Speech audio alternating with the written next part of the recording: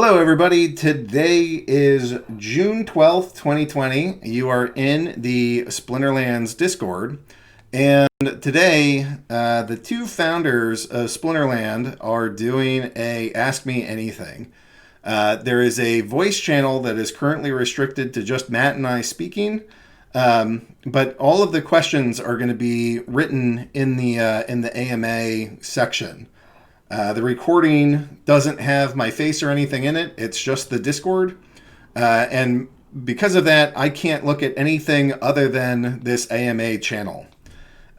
So the goal for this thing should be to ask questions in the AMA, type them up. As per usual, you guys are welcome to have commentary, feedback, desires, plans, statements. The main thing I would ask is that at all times you keep this thing civil. Whether you're interacting with either Matt or I, we spend our entire lives trying to go build and grow this thing.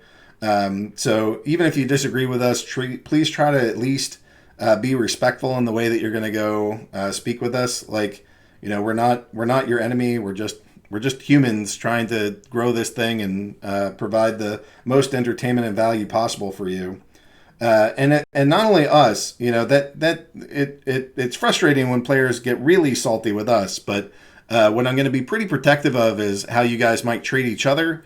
Just make sure that, other people in here are humans that love this game and are passionate. And honestly, there's a lot of people that are insanely passionate for this game, and I'm super appreciative of that. Let's just make sure that it's channeled in a way that's productive. So that's my sort of opening statement.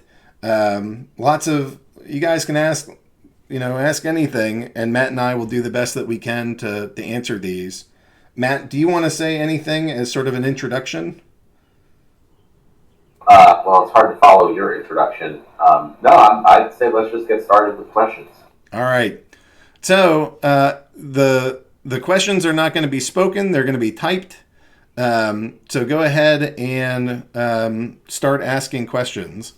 And if we get behind, I'll ask you guys to kind of slow down a little bit, and we'll go from there.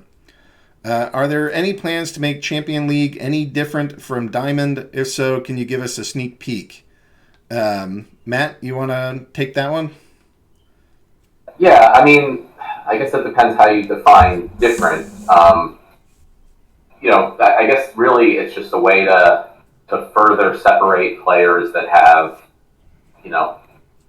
max level or close to max level cards. With the collection score thing that I assume we'll be talking about a lot more. That can also factor in, and the league leaderboards. So there could be a different diamond leaderboard than champion leaderboards. Even though the card levels are not. There's no different level limits for the cards. It further separates players as far as collection size or skill level. Hope that answers that. Yeah, I think that's pretty good as a starter. Neil asks, what do you expect to get out of the Ubisoft program? I've been the lead contact over there. The first month or so, maybe it's even a little longer than a month, has just really been trying to figure out needs, wants, desires, what we might be working on.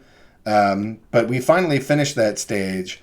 It looks like they're going to be providing they came and spoke with us about business, legal, development, and then there's one other category I keep forgetting. But they kind of have these 4 key criteria. It looks like they're going to be providing us with 2 developers to go work on parts of the game.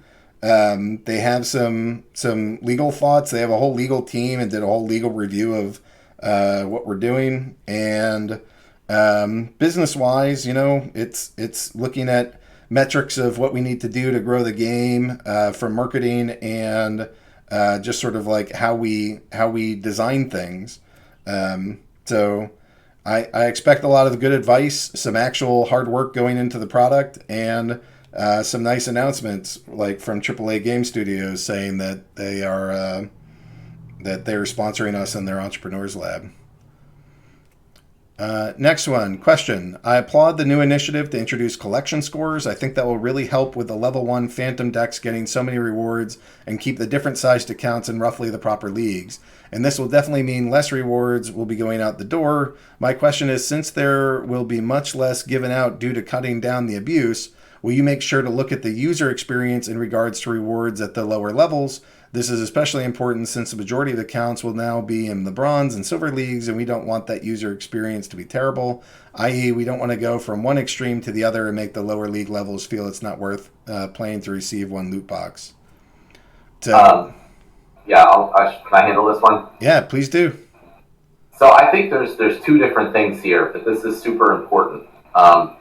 So one thing is, I feel like we've had to be extremely careful with the rewards that we give out, all the way up to Diamond and, Diamond League, I'd say, because of the fact that it was kind of so easy to get into those leagues with just like starter or low level cards. So I hope that, if it basically requires some level of investment in your collection to get to those leagues, even like from silver and up, that we'll be able to almost immediately expand the number of rewards in those leagues. So again, all this is TBD, so it's not definite, but my hope is to be able to, at least in like silver, definitely in gold, to increase the rewards significantly, and especially things like more reward cards and stuff like that. As far as new players playing, so we obviously want new players to come in and have a good experience and be able to grow through playing.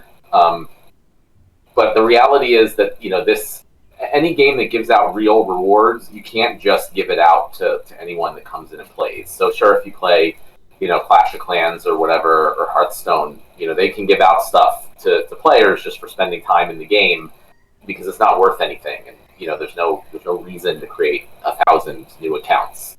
So here, it's always going to require some level of investment to move up. But that being said, we do want to, as much as possible, give out things that we're able to give out just for playing. So there's possibilities for like special cards that are maybe, soul-bound or non-transferable, that you can get just through playing. You don't need to buy anything or get into any higher leagues or whatever.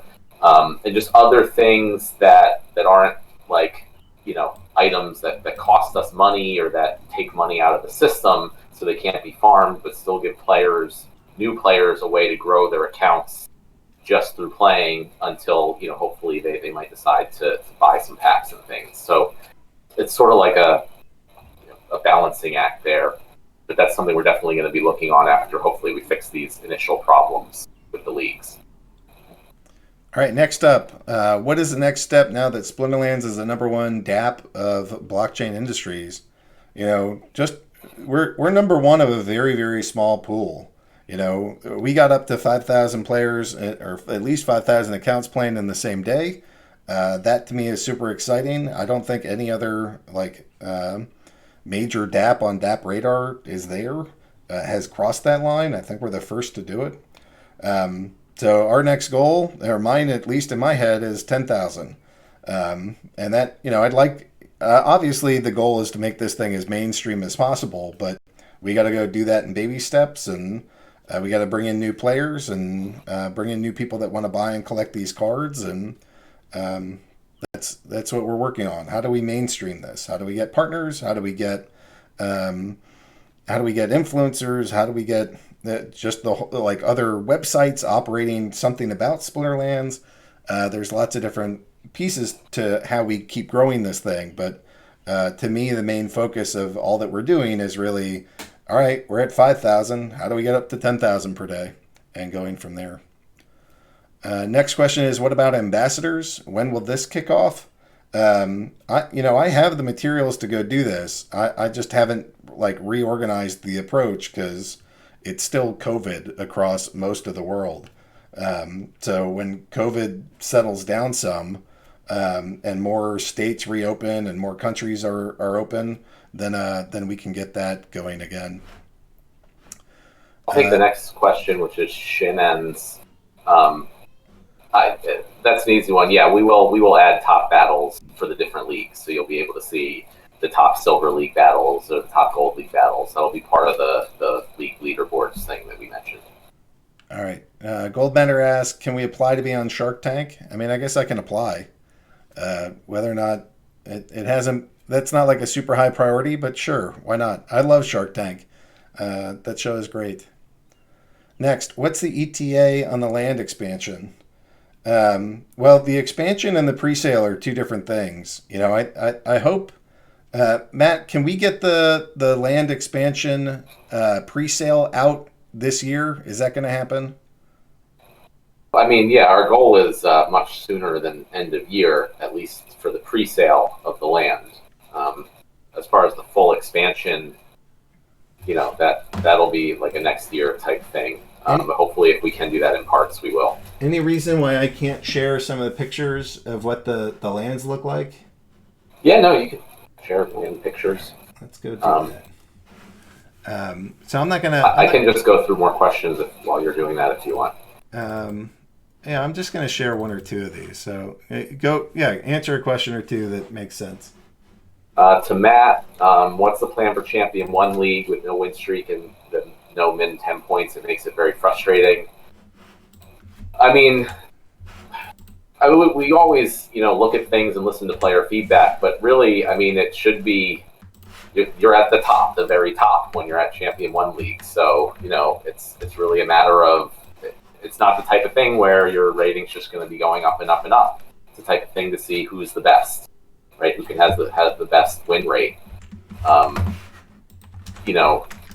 So that's kind of why we did that there. We didn't want it to just be like in earlier leagues. We want it to be where players play and they just keep going up in rating, even if they're not really getting better or doing anything.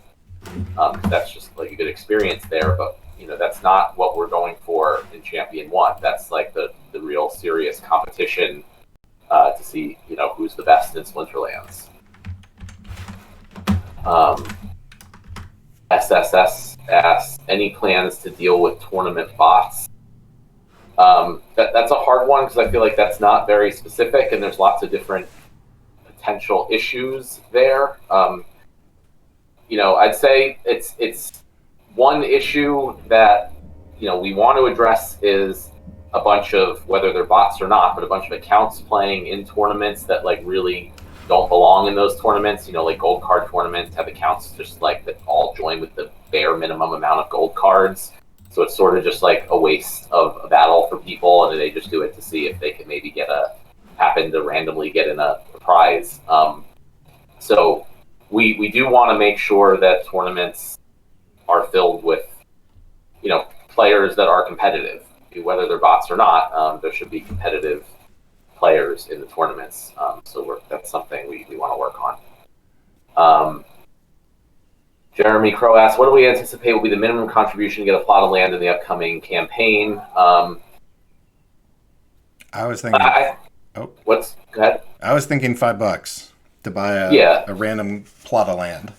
I didn't want to say a specific number, but we want to make it small. Like if you want to buy a little bit, you can, but there'll probably be some, bulk buy bonuses if you buy a lot. So it's not going to be like $1,000 for one plot, and that's it. Dream Rider's asking for a yearly Splinterfest. I think, didn't you kind of look into that at one point, Aggroed? Yeah, I was definitely looking at that, and then COVID hit. So we could do a virtual Splinterfest if you wanted, but like happenings in real space they're not really happening. Although maybe we could go find. There's also a lot of work planning, and we don't have like tons of extra cycles to just spend on these things. So.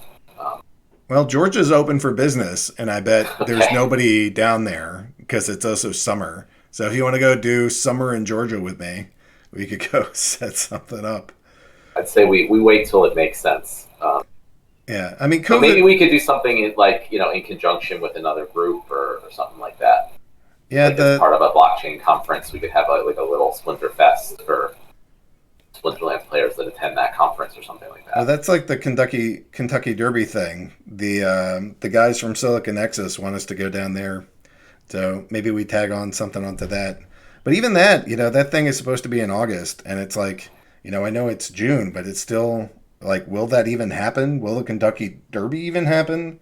I mean, we're not in a business climate that's really, we're in like a health pandemic fear palace, and it doesn't make making business decisions about how to get physical locations in place, and like events like that sponsored.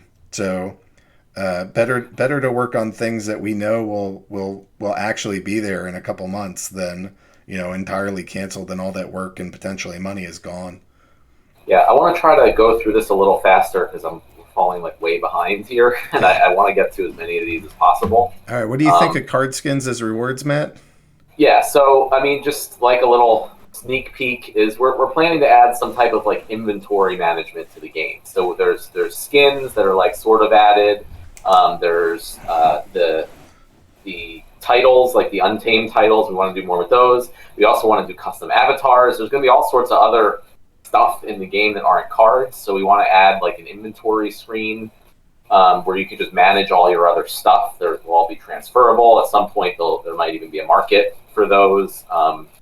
So, then once that's all in place, then we'll be doing a lot more card skins and a lot more other stuff like that. They'll be available as rewards to purchase, all sorts of different things. So we definitely want to do a lot more with all those type of things. Next one. Do you think that with the new changes to be made, it will motivate more investment in Splinterlands game? Yeah, I mean, I think that we have a fantastic product roadmap that gives new use cases, new ways to play. We hit our all-time high for market cap as based on the Discord bot. That it's literally today. It has never been higher than what it is right now.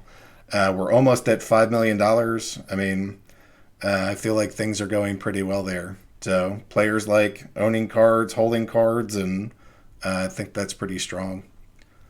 Next up, Marjanko, I saw that you did start the Facebook marketing. How much is the cost of customer acquisition? What is the plans for lowering it? So when I spoke to the guys at Ubisoft, they told me that their cost basis is $6 per player, and our current stats are showing us $1.50. So we can get players in the door, but there's something about our new user experience that isn't quite working. So if we spent a bunch of money right now, we would get a bunch of players and then they wouldn't stick around. So we have to work on sort of the new player experience. That is something that the Ubisoft guys have mentioned working on and helping us with. Maybe that's something that some of our other partners help us. But I don't think that right now the problem is lowering the cost of customer acquisition through those. It's making sure that we have all the different pieces ready to keep them around and playing. Like we're implementing an email campaign to go out to brand new users. So there's stuff that's missing to go support adding them. So we found, yes, we could do it. Yes, we could do it cheaply. There's still more work. Jarvie asked a question for Matt. Blockchain says 5,000. What does your site stats say? AKA, how many actual players or IPs are playing the game? Accounts using the market are more like 700 to 1,200 in a normal week. I don't have the numbers off the top of my head. I'd say like maybe half is my guess. Maybe 60% are like individual IPs. Doesn't necessarily mean individual players. That's still really good for a blockchain-based game. But obviously, our goal is to get like way more than that, like the 10x range. So, it's very tiny. Right. Do you have any action against the use of multiple accounts? No. Our goal is to be as decentralized and open as possible. So, our goal is to make the game and the economy and everything, work fine with, allowing players to make multiple accounts if that's what we want to do, if that's what they want to do. And, we generally want to incentivize people to level up a single account versus making more accounts, versus just, flat out not allowing people to do things, which is also very difficult. How do you determine, whatever we use to determine if it's the same person playing multiple accounts, they can also just get around. So we don't want to play that cat and mouse. So that leads into the next question. Do you want to make a special league for only bots? Again, I know everyone thinks it's very simple to just say ban bots, and I know a lot of other games do it, but we don't want to take that approach at all. We want to make our game work with bots, and we don't want to, we don't want to be constantly fighting where whatever we do to detect if someone's using a bot, they'll just change it to evade that detection. So it'll just be this constant thing.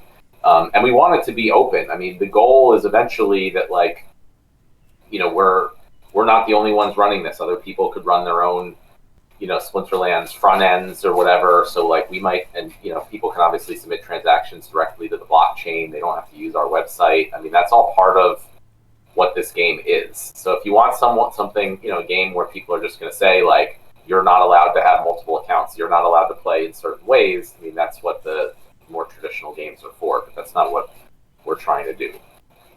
Have you considered linking the game to the EOS blockchain? Depends how you mean by linking. If you mean accept EOS like cryptocurrency and maybe allowing cards to be transferred there, similar to how we do with Ethereum right now, then yes, definitely. I think we're going to do Wax first because they've been very open to working with us and and doing promotions and things like that. But since Wax is a fork of EOS, then EOS would be next. The next it seems like a question might have gone away or something. All right. Question: when will Boss Guild Wars come?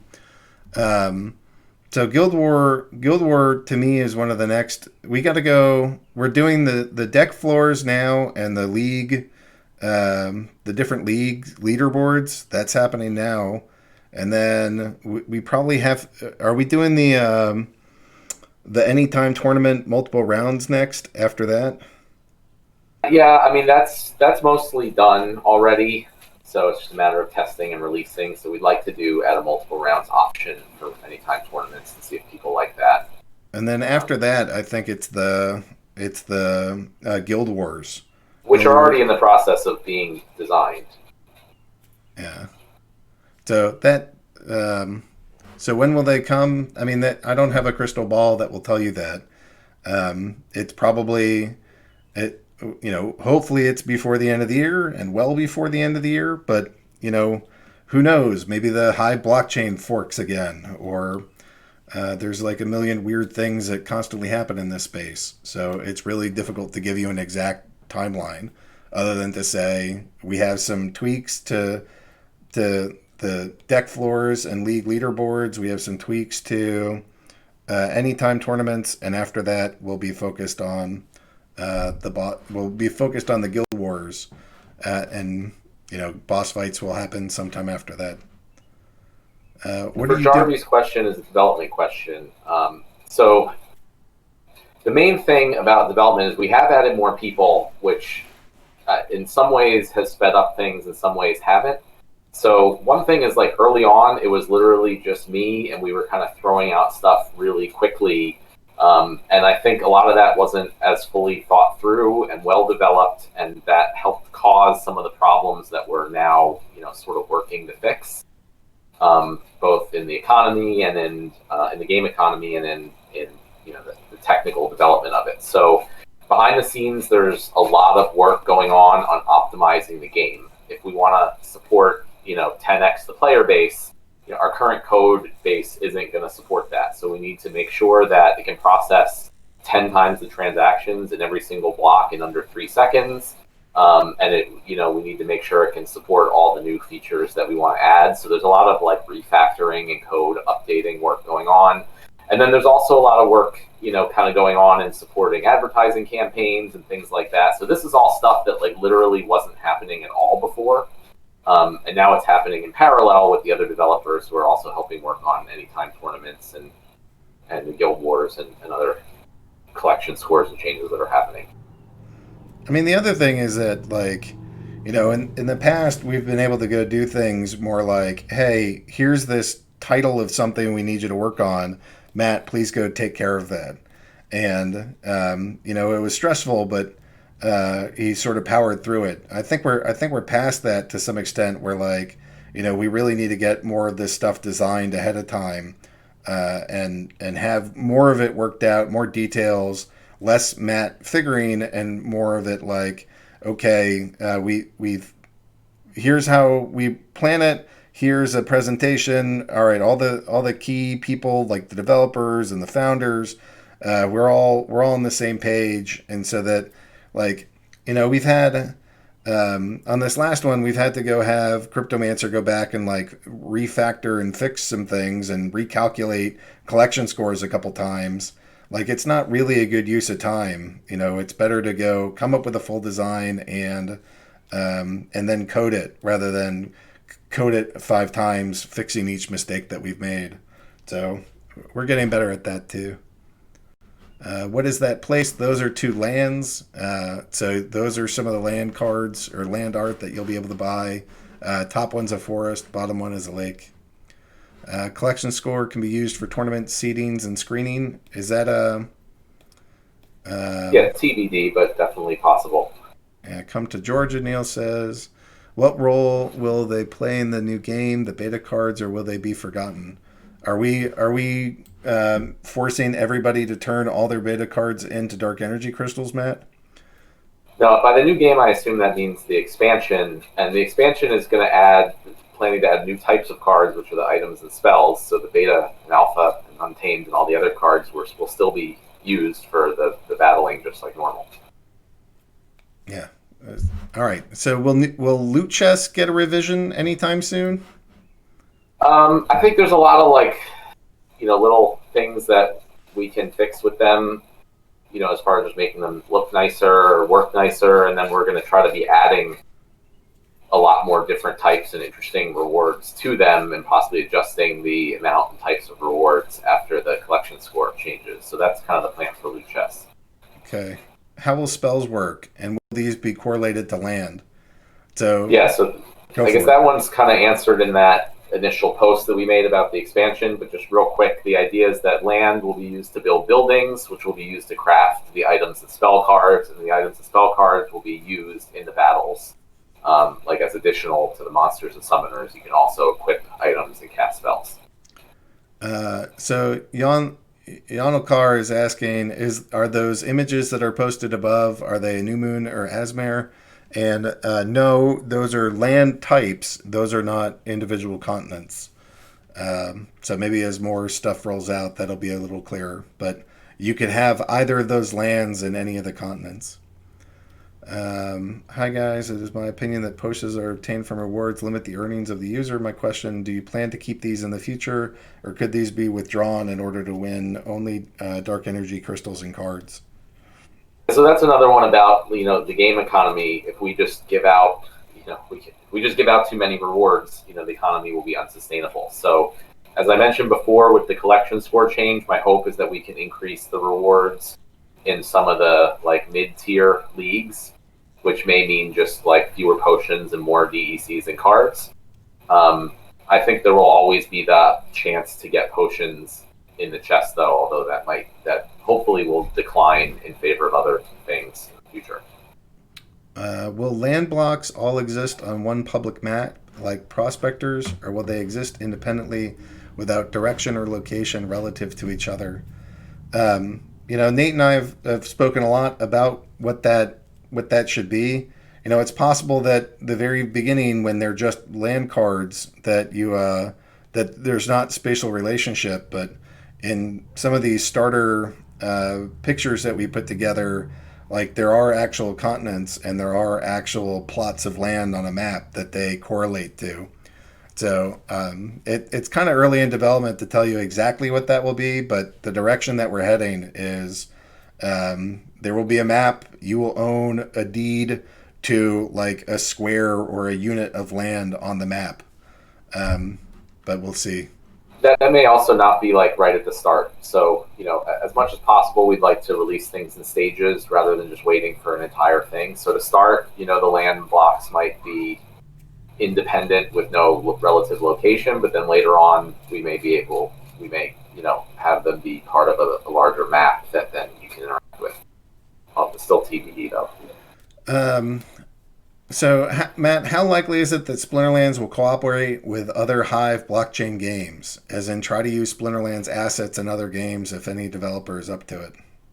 I mean, we've always been very open to that. So if any other games are interested in doing some type of cross promotion or using assets, then just reach out to us and we'll see what makes sense.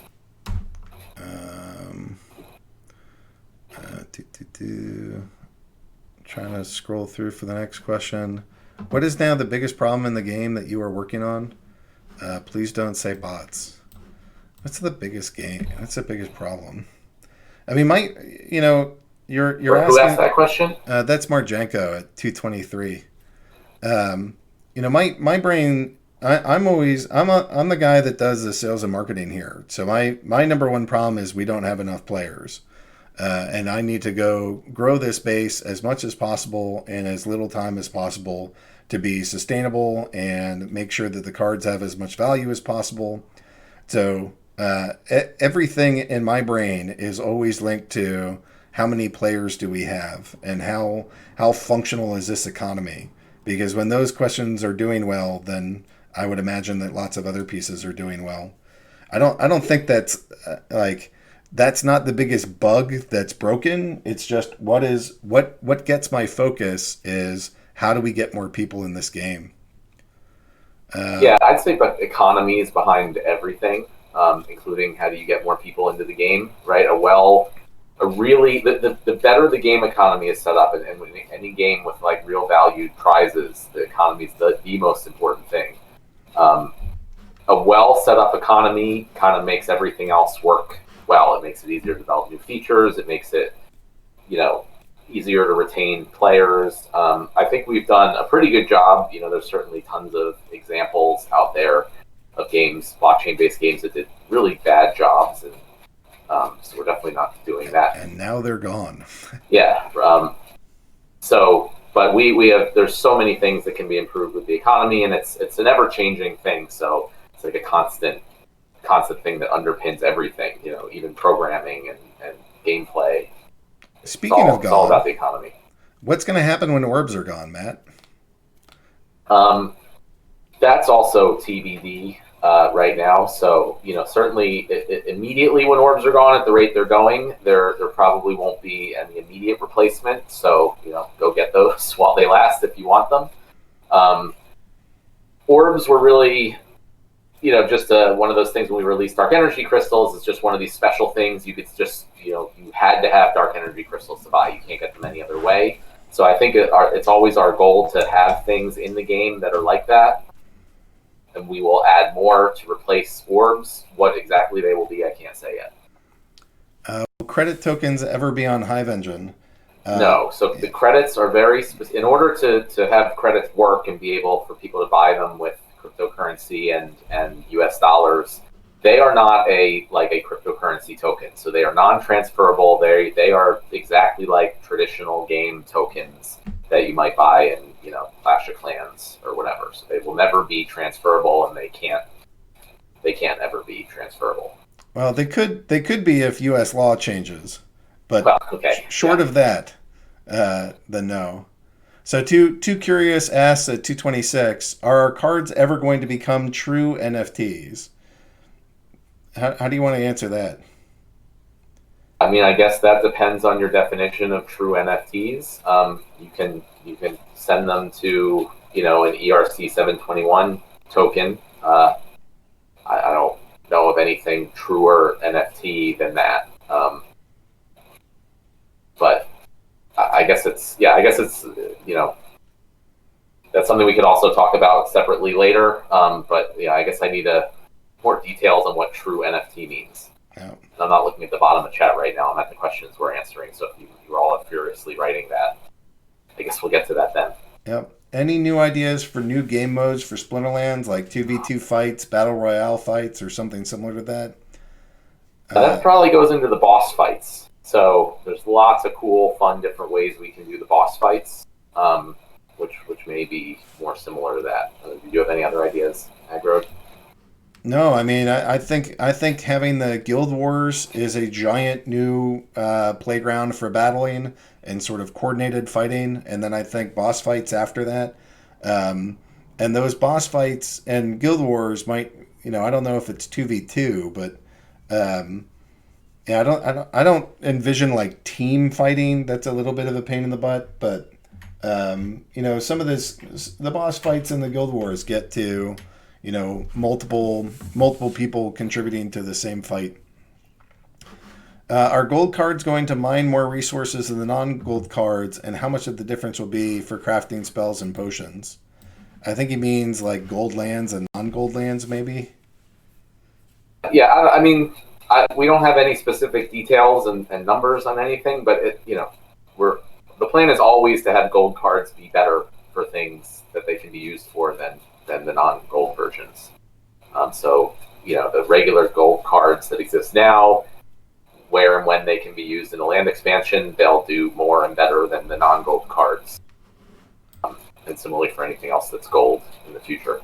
So Too Curious followed up his question of true NFTs, but I thought NFTs came after the cards existed.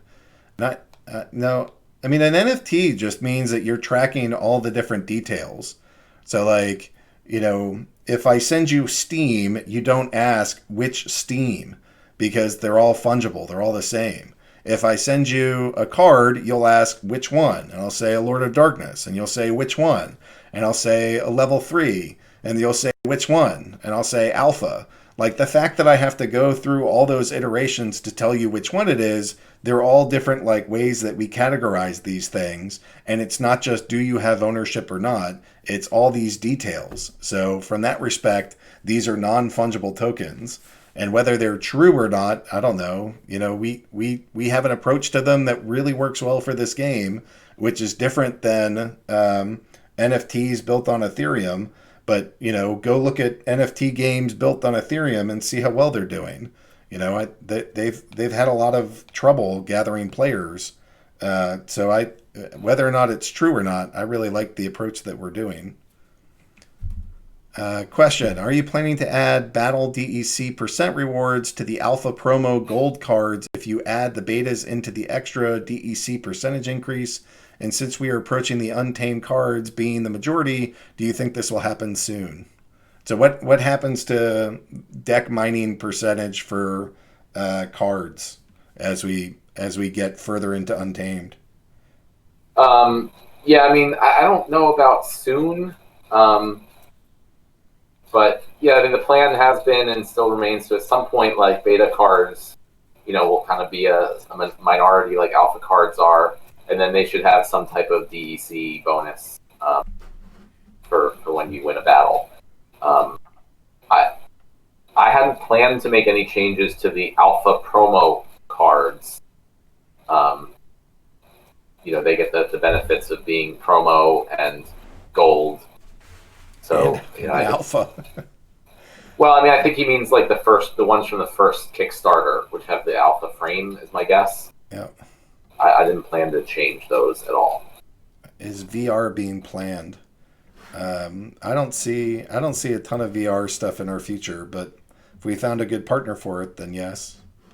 T-Snacks also said, don't you think reducing rewards would be better for the game overall? I don't think generally reducing rewards would be better for the game overall. I think just ensuring that the rewards are sustainable. We want to give out as many rewards as possible in a sustainable and non-easily farmable way, I guess is our goal. Yeah, the more you give out, then the less each individual one will be worth. But if you give out too few, then it feels like an infinite grind. And so we're just trying to find the right mix of enough so that players are like, yeah, this is awesome. But not so much that they're like, hey, that was awesome, but now all these things are worth less than a penny. I mean, I think like if there's a game on EOS that, it had this great run up and then this terrible crash down because if you give too much rewards and they're not consumed, or they're not used, or it's in too much, then the whole economy crashes.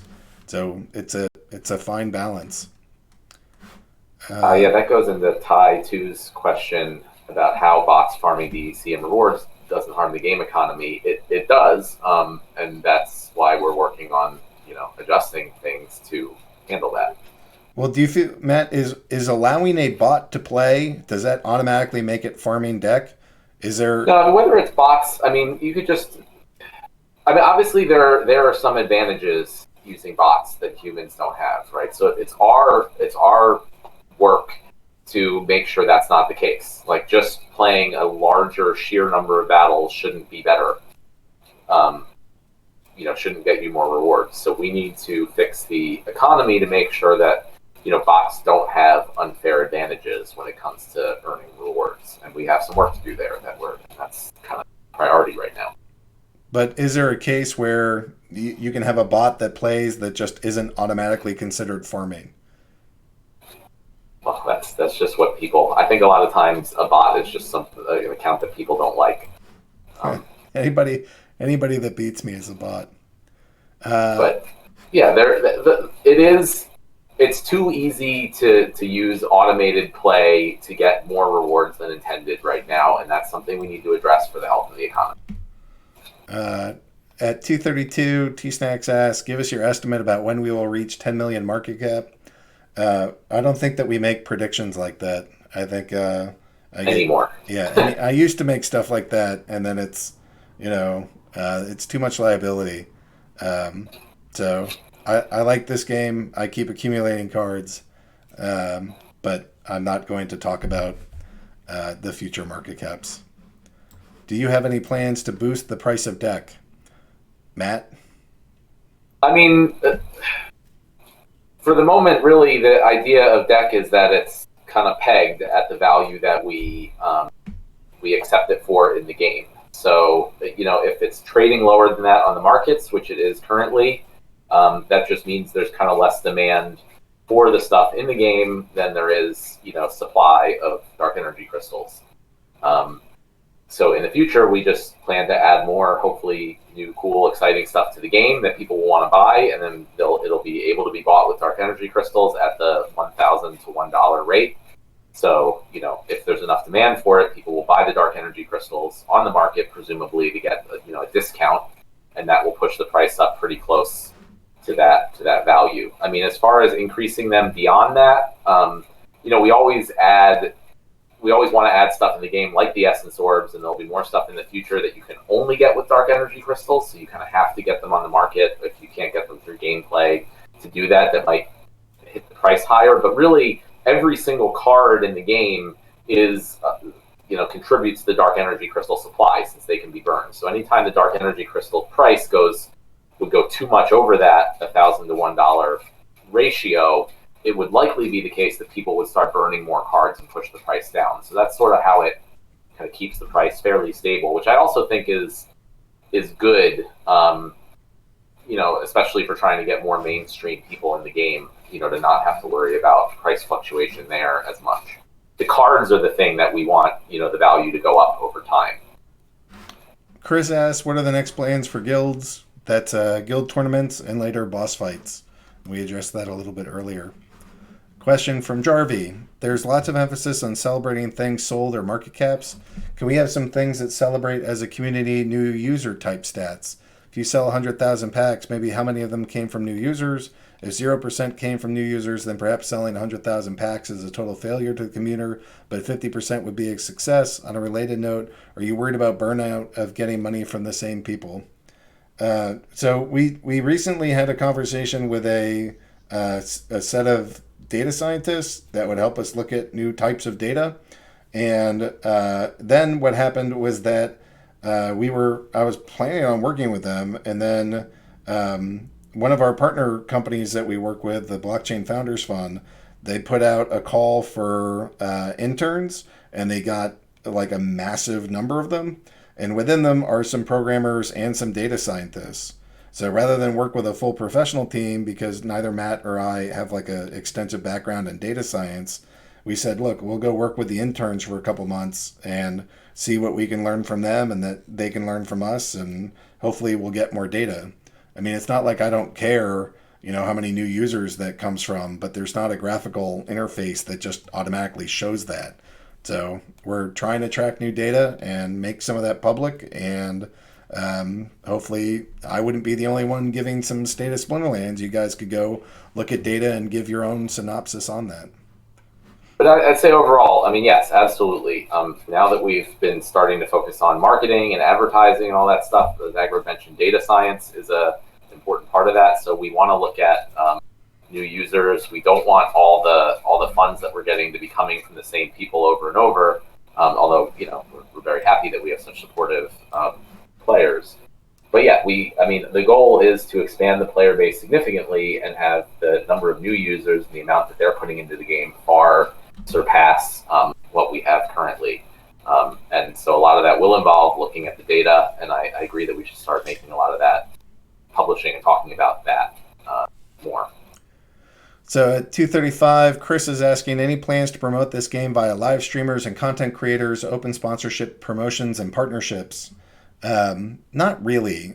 Some of the live streamers that are inexpensive, they tend to have not the limited amounts of stuff that we've done have not been spectacular. For some of the more major ones, they want absurd amounts of money. Like 16 grand to get in one video, and it's not entirely clear what we get out of that. So, I'd say the answer is not no, but it's like we're going to vet that. Like, we're going to look for things that are clearly like good wins for us, right? So we're not going to spend a whole ton of money on something that has, questionable results. We're not going to go, do a bunch of free things that are probably worthless, that just take our time. But I mean, we're always open to like really good partnerships and promotions. I think we're going to be working with Wax, is my expectation, a lot more closely going forward. So things like that, where it's like a clear, good, thing for us to focus on, and we're definitely looking for and going to pursue. Matt, are achievements still in development? Foggy Bottom asks. Yes, achievements are still planned and in development, but they're kind of behind some of these other higher priority things. Related to that, will you add a draft mode where players can draw a random deck before a battle by choosing from a presented set of cards? Many other games have this mode, and it's quite popular. Yeah, I'd love to do that. I love things like Arena and Hearthstone. I don't have an answer for like when that's on the roadmap. We also want to be a little careful about like, making sure there's enough liquidity. The players can always find matches, and if we add a new mode, that kind of splits things up. So, it's something I love personally and would like to do, but we'll see when it makes sense. When do you think the game will get too colorful, meaning that there's too many different cards? Yeah, as we keep adding more card sets, I mean, we can't just have it be like you have to pick from 10,000 cards every battle. So at some point, and we're not there yet, we're going to have to do probably what most games do, where we're going to have, again, this goes into splitting up the players into different modes, but there'll be like a modern format maybe, and like a legacy format or something like that. So like a modern format where you can only use the newest sets of cards, and legacy formats that will allow older sets of cards. And then, similar things that we're already doing with tournaments basically. And then rewards and prizes would probably be set, appropriately, where older, higher value cards would get more rewards. But that's something that's still a while out. So, I wouldn't be thinking or worrying too much about that in the near future. When are you sleeping? Marketing for this game, a job for 2 to 3 people. If you did alone, I need to buy you a beer. Are you looking for someone who can help you in marketing, getting new players? Because as you know, the marketing is expensive and time consuming. So we've hired Chris and Carrie full time. They're doing Splinter Lore. They're running the Twitter. They're getting onto different platforms. So I do certainly have help getting out there. Right now, the problem is not we need to get better messaging. The problem is we need to make sure that the game helps new users have a positive experience. So that's not simply a marketing problem, that's a product problem, and it's not something that I think that the marketing team can fix exclusively. So maybe after some changes to the game and new user experience have been implemented, then maybe that becomes a pure marketing thing, but not yet.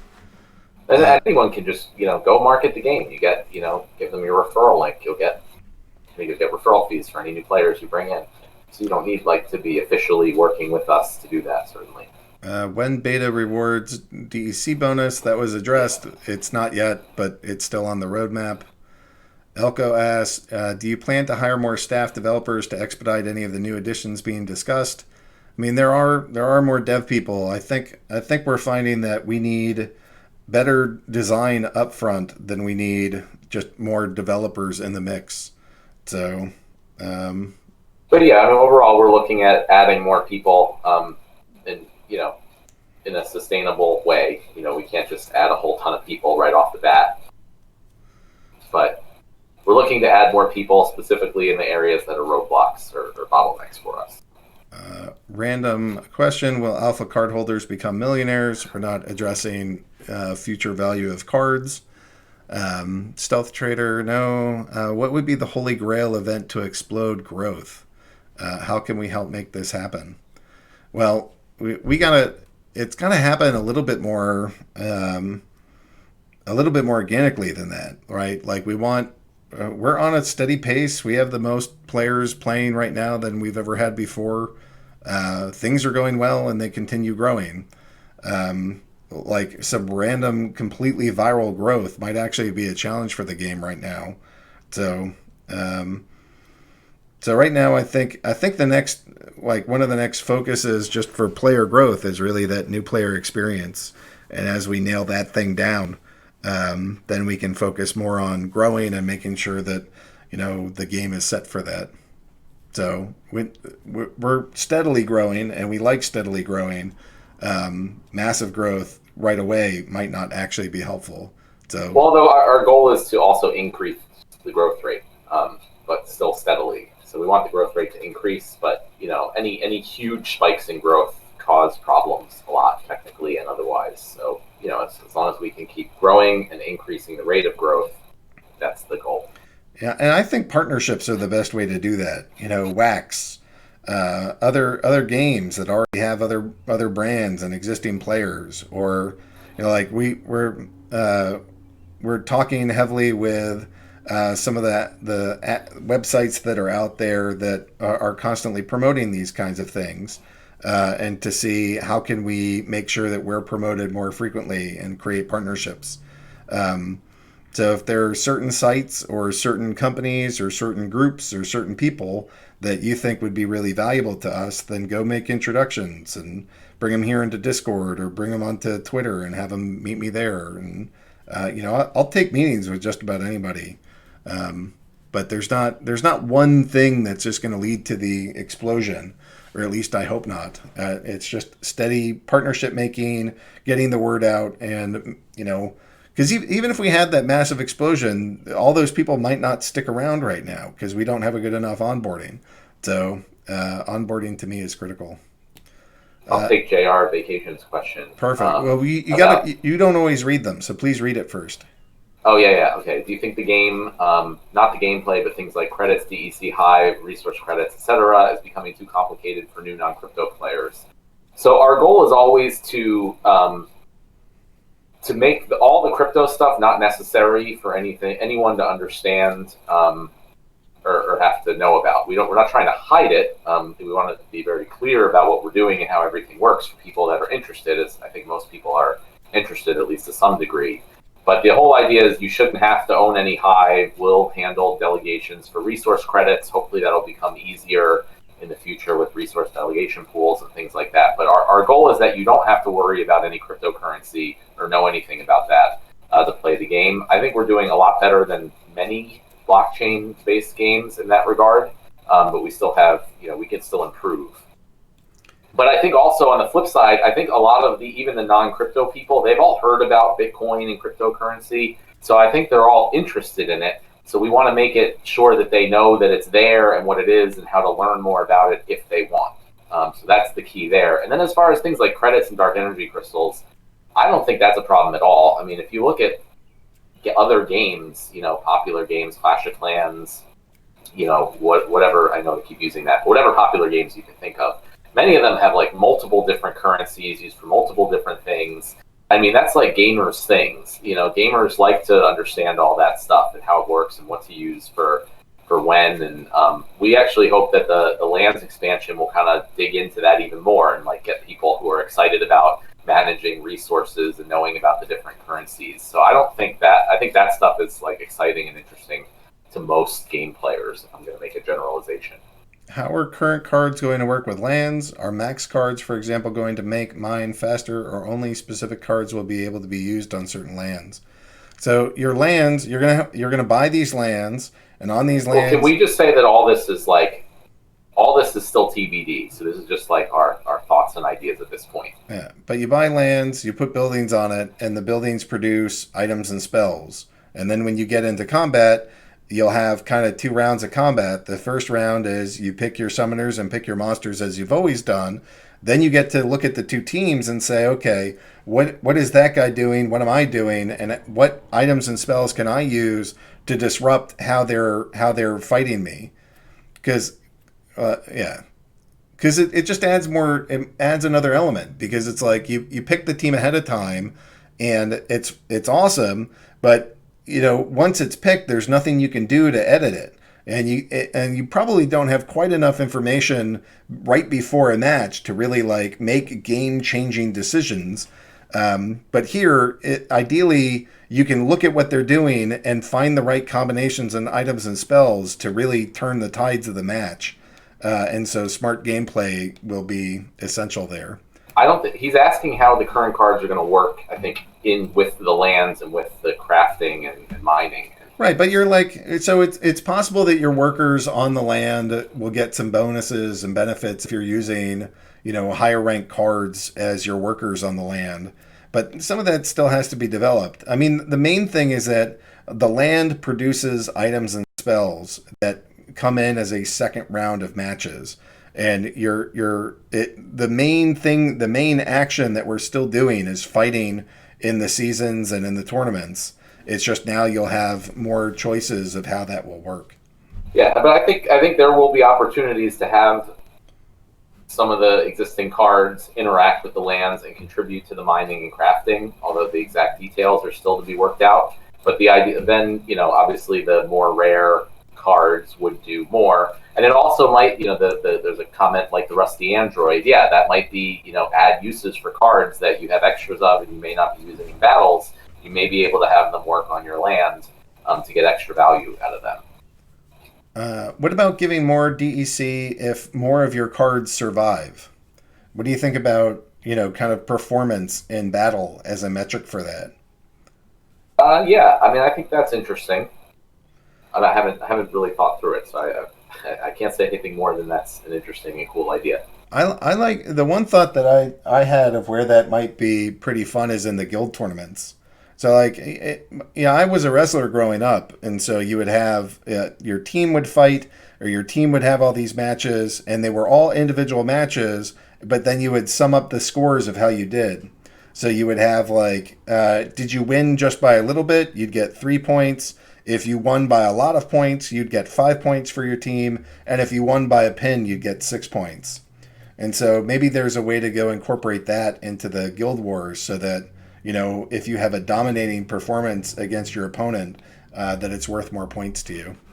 So yeah, that also might be a good way to like test it out and see how people like it and potentially integrate some things into ranked play.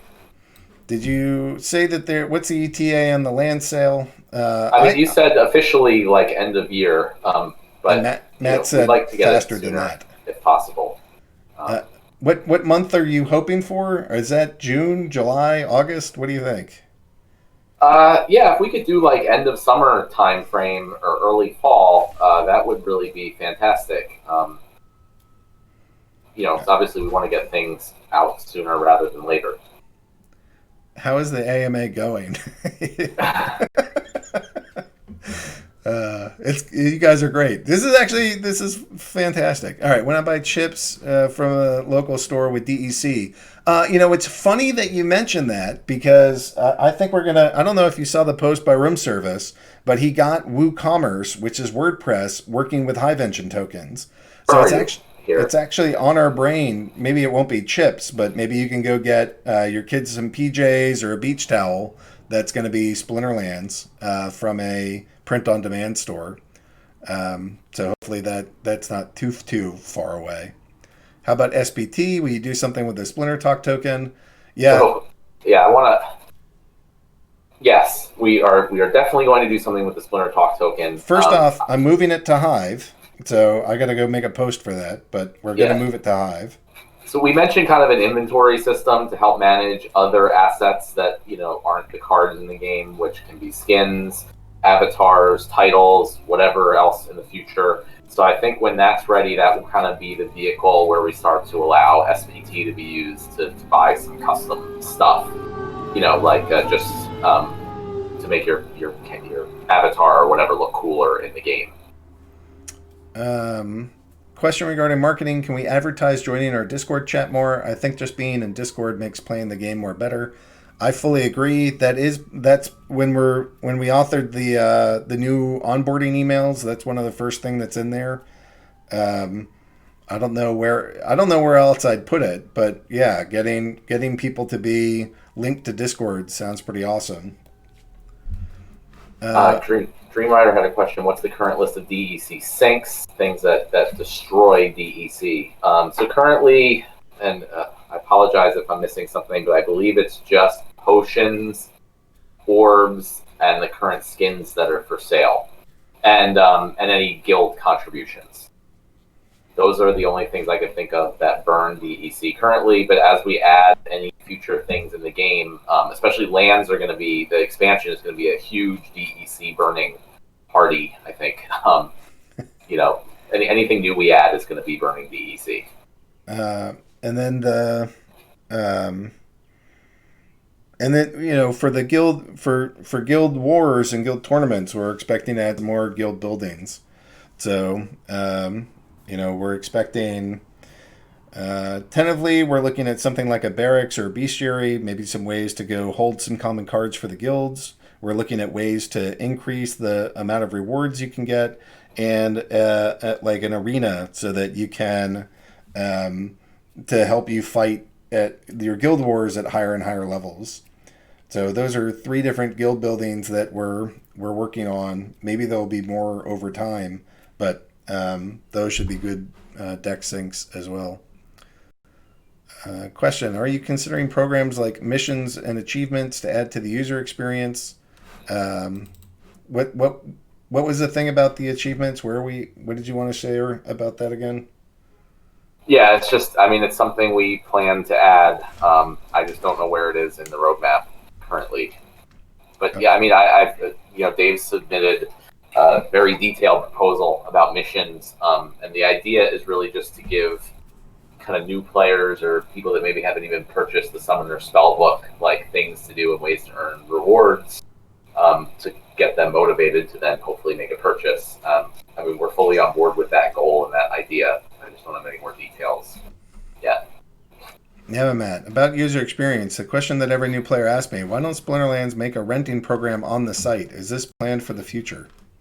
That's a definite yes. And we've been talking with Jarvie a lot. He has a really cool new whole rental system proposed that is very involved technically.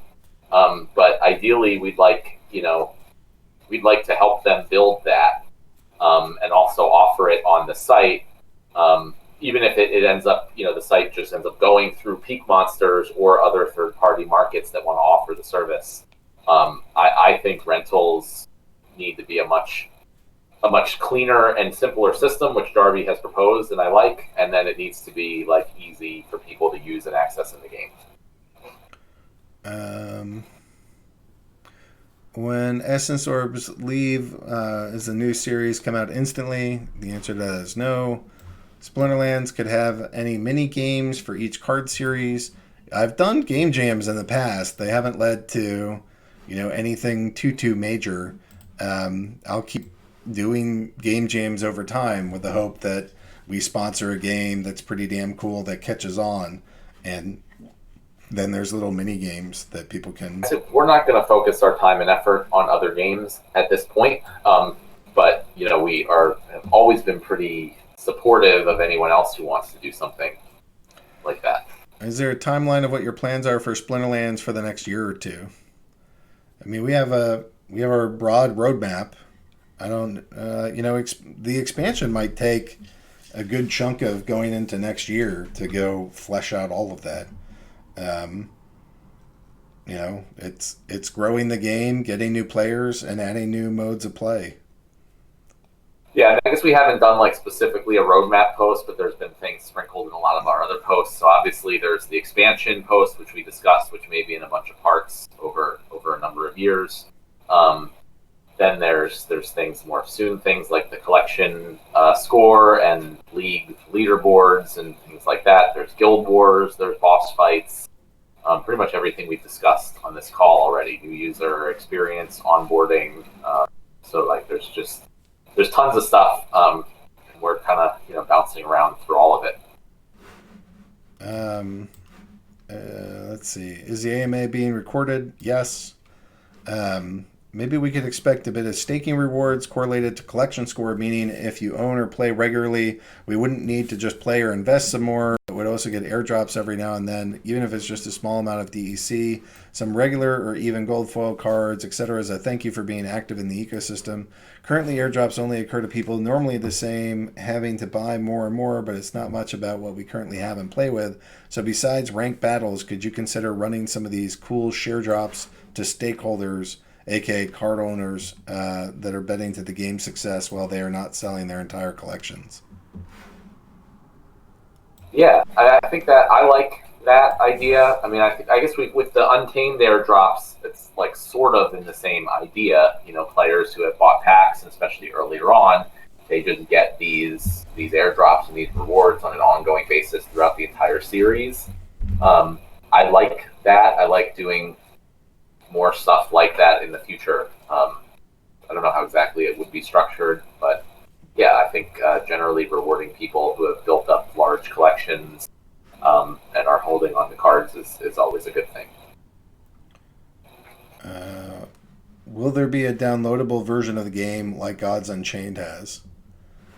Is that We're working on that right now. Yeah, I mean, we're taking the mobile web version of the game, which we wanted to get out and make available first, and we're working on wrapping it into a downloadable app and seeing if we can get that in the app stores. Will you be worried if Splinterlands related gambling sites start showing up? I mean that's we would not run a gambling site, but we can't stop other people from doing that, and it's up to them to make sure they're operating legally or potentially face the consequences of that. Matt, why don't we just eliminate all the bots from the ecosystem altogether? Yeah, I mean, I discussed this, before, but I think it's worth repeating again because it's a common topic. Our goal is to be as decentralized as possible and increase our level of decentralization as much as we can over time. That's what differentiates Splinterlands from other, more traditional games. And to do that, it means we are not some central authority that says who can play and who can't play. So that's the goal. And at some point, like I mentioned earlier, it would be great to have other people that are independently running Splinterlands websites, that have all the functionality of the current Splinterlands.com. And so, even if we disappeared altogether for whatever reason, the game could still go on, unchanged, really. That's like the grand goal that we're looking to get to. So we try to avoid anything where we're like, certain people or certain ways of play, we're disallowing. It's also even, I know some games do this, certainly Bandbox, lots of them do, but it's also very difficult because it's a whack-a-mole type game. Anything we do to identify bots, especially in a situation where you don't have to play through our website or our app, commit transactions to the blockchain, anything we do to determine that an account is a bot, they can always just work around and change what they do to not look like a bot. So it's a never-ending fight that it's kind of against the whole ideal and what we're going for with our game. So what we do instead is we just try to design the game and the economy to encourage the type of play that we want, and make sure that bots or any other type of automated systems don't have advantages over human players. We have a lot of work to do there still. We're going to continually work toward that goal rather than just outright banning certain accounts or players. can we get Ubisoft to add Splinterlands packs, starter kits to one of their titles? We'll see what I can do with Ubisoft. The answer is no today, but I have 6 more months or so of this of the Entrepreneurs Lab left. So, and the real stuff isn't really starting yet. I mean, I know it's exciting that the whole thing was announced, but there's a lot more depth that we have to get into. Give us some tips to get our friends. BC Dragon had a question. Will there come more season card? I'm not sure if that means the reward cards, but if so, then yes, we're planning to hopefully release some new reward cards in the near future. Yep. Let's see. Give us some tips to get our friends into playing Splinterlands. I've invited quite a few friends and brought them cards and packs, but they always end up not playing after a week or two.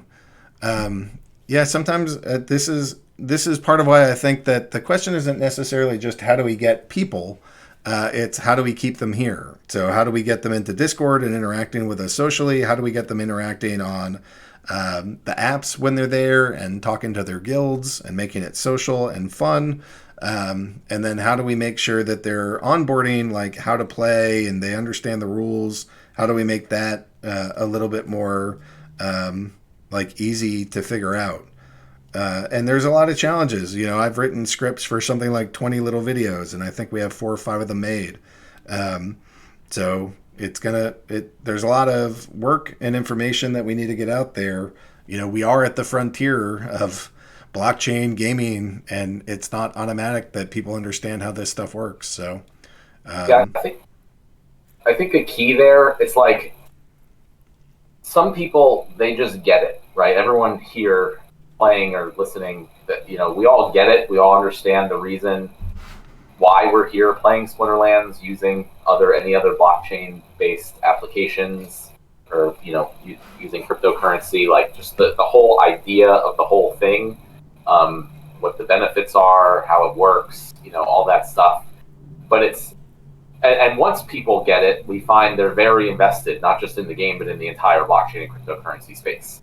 So I think that this is like a question for like the entire blockchain space as a whole, is how do we get more people to just get it, right? To just understand the whole purpose and reason behind all of these things. And it's hard because it's complicated and it's it's often difficult for people to understand or care about. It's getting easier, but I think games have a real in there, because I think anyone, like the whole reason I started this game and Aggroed also, I think, is because like we played Magic the Gathering and games like that when we were kids. Earlier, the last time I was here answering questions, kind of randomly, I showed a picture of some of my Magic the Gathering card collections. And like the fact that I have all these old Magic the Gathering cards that are collector's items that are worth a bunch of money now, I clearly felt the fact that all the more recent games I was playing, like Hearthstone or Clash Royale, like I didn't have that at all. Whatever money I spent on that was just wasted. So that was just a clear, like, anyone who has that experience, I think, will be able to get the purpose of this type of game and be much more involved in it than your typical person. So I think like that's our number one target audience, is all the people who understand that fact and like why this is different, why it's like cool and exciting and important. That was a really long-winded answer for that. Nylon asks, are there any projects approaching you to try and replicate this success? I mean, we get people, that ask us about working with us or us being advisors on their project. It's there. It happens. There's nothing that's been amazing or breakout yet. What we do is hard. How many new players have partnerships brought in so far? Was one better than the others? What is the estimate of how many different cards will be printed before a legacy league will be made? For new players, lots and lots of players have come in through partnerships. Some of the Tron guys have been pretty phenomenal. But a lot of the other ones were not fantastic. So it's been tricky to figure out who's going to make for a good partner here. So I don't know. We're off of some of the DApp tracking sites. We're getting some really nice traffic from there. So I'm happy with those. Yeah, it's been really hit or miss, I'd say, but I think a lot of it depends on like how involved the whatever the partner is. I think that the Tron thing did really well because we worked with a well-respected and popular group on Tron to run this campaign. Um, versus other things where it's just like, hey, we have this integration and it's not really like pushed or promoted very well. So I'm looking. Wax has been decent, considering it's been very little work, but there's a lot more that they're working on doing, and I think I'm looking forward to see how that goes specifically. And then the second part. But do you want to add something? No, I was going to say the second part is what's the estimate before the Legacy League will be made? I think that's a while out because I think our next. I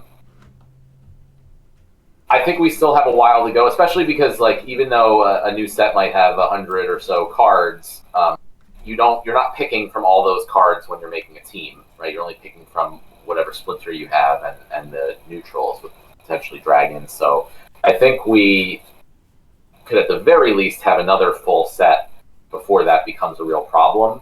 And then we're also adding a lot of planning to add a lot of new cards in the way of items and spells, which doesn't interfere with that. So that's a way we can add a lot of new cards without making extra burden when picking teams.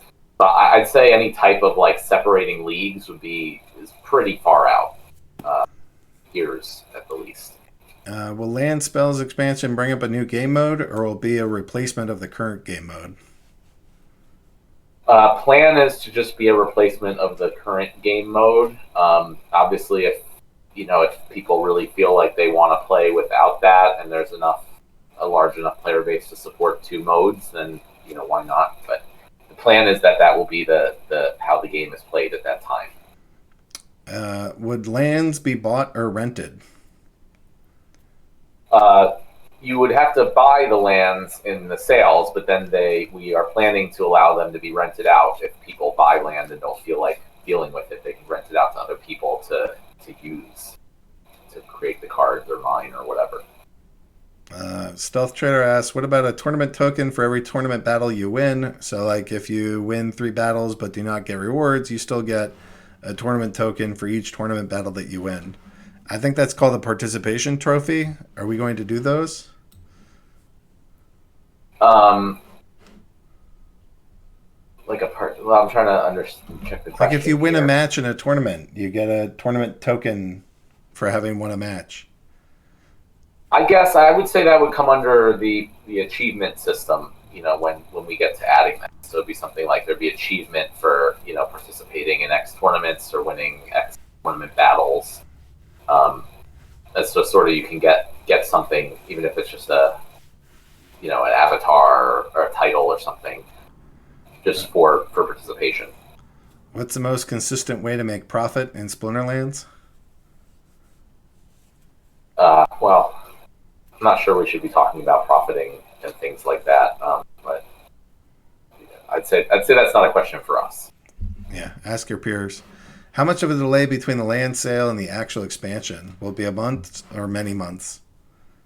It will likely be many months, because the land sale is effectively to help fund the development work for the expansion.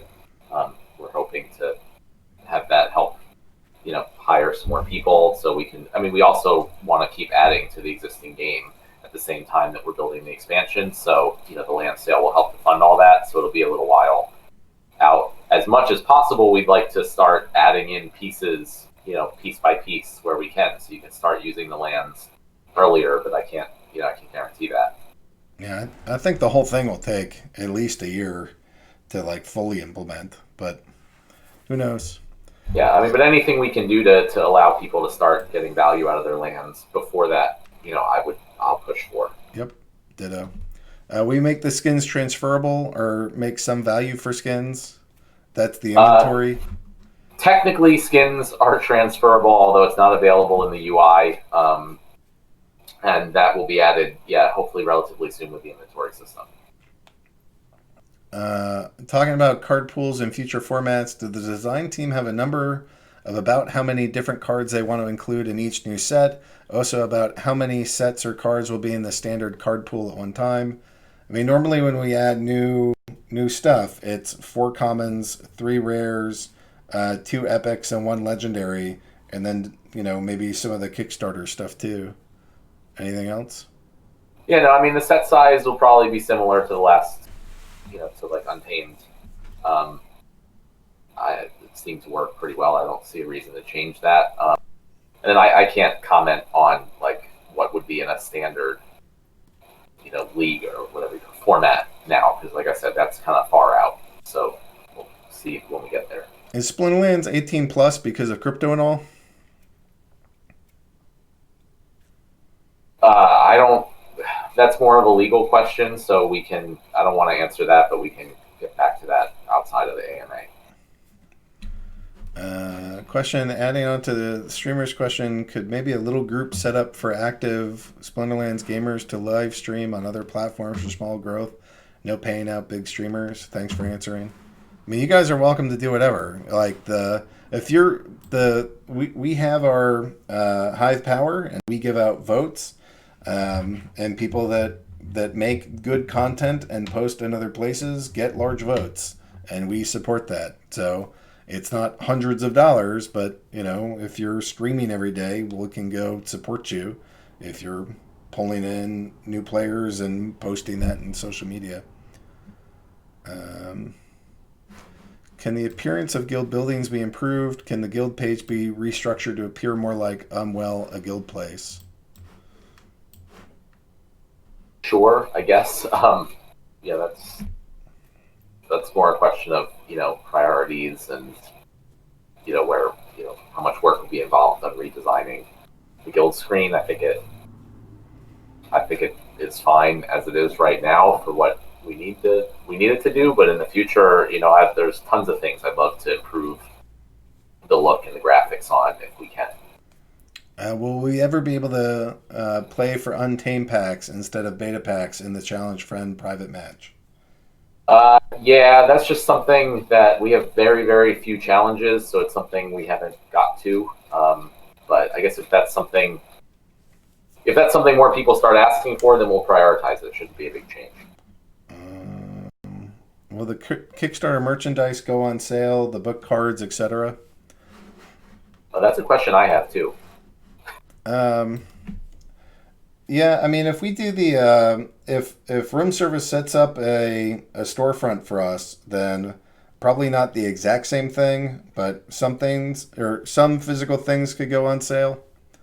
Our main business is selling cards, and so when we start getting away from that, it's not staying on our focus or in our wheelhouse.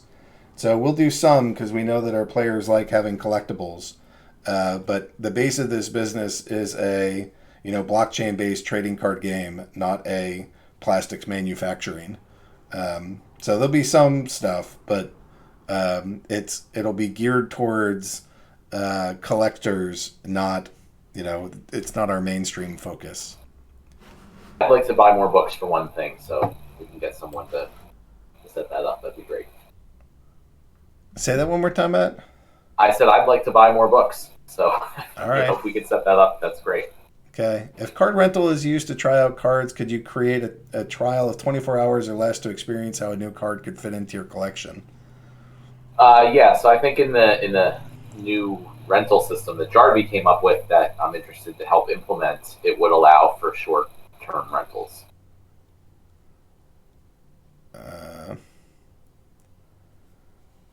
So Marjenko is asking something pretty complicated about, like, I guess he's talking specifically to him, but it's basically, are there ways that we could alter the affiliate rewards because 5% is too little, but he wants, I think this question is something like, why is the affiliate reward system only at 5%? And my answer is that this stuff gets abused way too easily. So we have to keep it at 5% because of crypto. I mean, that being said, we have in the past done specific deals with, sites or promotional services that can really provide a larger influx of players, that could potentially be open to even current players, like anyone who's doing extra work and really bringing in a lot of valuable players for us. Reach out and we can see if it makes sense to do some type of specific deal for that. But it's not an entitlement. Like, just because you start doing it doesn't mean that you will forever. If the business finds that we're not getting enough benefit, or that it's really just being used to give yourself cheaper packs, then that would go away, because it dilutes the value for everybody else out there. Steam Dan asks, have you considered to somehow lower the amount of battles we could play in a league or season? That has been an advantage that bots have had over regular players, that it can drain those that can't automate their playing. Yeah, I mean, overall, like I said a couple times, the goal is to make it so that, automated play doesn't have an advantage. So anytime, playing lots and lots of battles is advantageous as far as earning rewards, that's something we want to address. I don't know. I don't think we want to say, like, you can only play a certain amount of battles in a season, but I think we want to make it so that there's like diminishing returns over a certain amount of battles potentially, or something along those lines. Matt, Gold Matters asks, what happens if you die? Yeah, I mean, where did he ask that? Well, that's not exactly what he asked, but it's at 316. What would happen if, God forbid, Yabba was unable to operate the game for some health reason or otherwise related? Is there any sort of failsafe for this scenario, like an understudy? So, I mean, there would be, things would slow down for a time. I mean, I can't say things would just keep going like normal. That is my goal, though. I mean, I think about that, and I would like it to be the case where, like, I could go away. I mean, I really want the goal to be like the entire company, that me and Aggroed have, could go away and the game goes on, perfectly fine. But right now that would be a problem. It would be difficult. But we have two developers. One is active in the community, Cryptomancer. You know him. We have another one who's not very active on Hive, but is a good developer. And they've really gotten very involved with everything. So it would be a learning process, and things would go slow, but they would be able to take things over, and we would get somebody. I assume would get somebody else good at the very least, who would get up to speed and take things over. So it's not like end of the world. It's just things would slow down for a little while. What about adjusting the affiliate program so that the referrer can leech some of the deck that you earn while fighting? Interesting. I can say that's interesting. I haven't thought about it.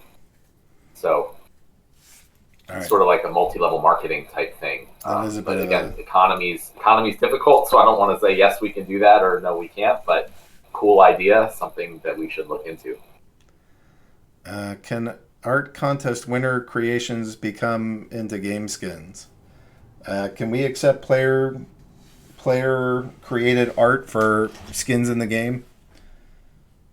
Yeah, I think so. I think that would be a cool thing. I think once we have the inventory system set up, I'd like to really open up the whole skins idea and have like lots of different skins for different things. So that would be cool to have art contest winners get a skin in the game.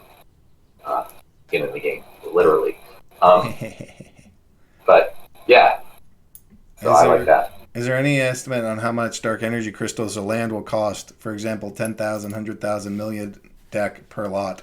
Yeah, we sort of said that. I mean, we want each plot to be pretty cheap with benefits for buying in bulk, and dark energy crystals will be valued at $1,000 to $1. Old reward cards have disappeared, but there is not any announcement of those being ran out. Can the pool be fixed to provide old reward cards as well more frequently? I don't know what that's asking. We're not reprinting things that are out of print, if that's the question. Maybe just once the cards run out, they're done. You can't get those cards anymore other than off the market.